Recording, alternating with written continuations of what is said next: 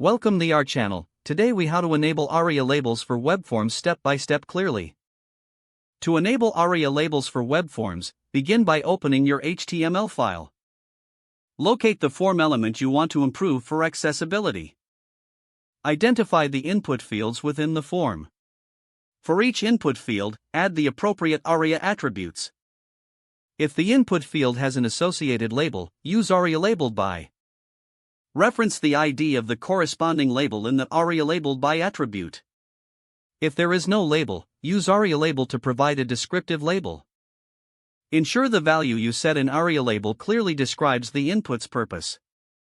For example, for a text input meant for an email address, you might use ARIA label equals email address. Check for any checkboxes or radio buttons in your form. For these elements, consider using ARIA check to indicate their state. Ensure you include descriptions for groupings of related radio buttons. Use ARIA described by if further explanation is needed for an input field. Ensure that all ARIA attributes are valid and correctly used to enhance accessibility. Once you've added all the necessary ARIA labels, save your HTML file.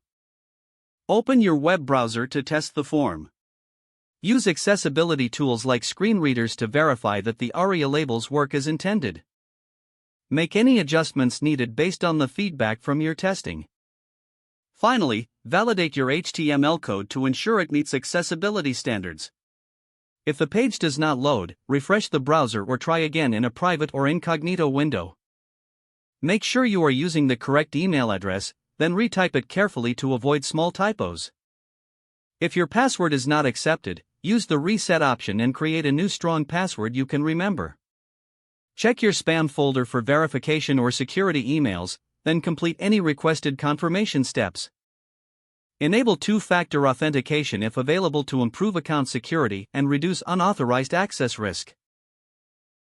After signing in, review your profile details so your contact information and settings are accurate and current. If you see an error message, note it down and try again after restarting your device and internet connection. Log out when you finish, especially on shared devices, to keep your account and payment information secure.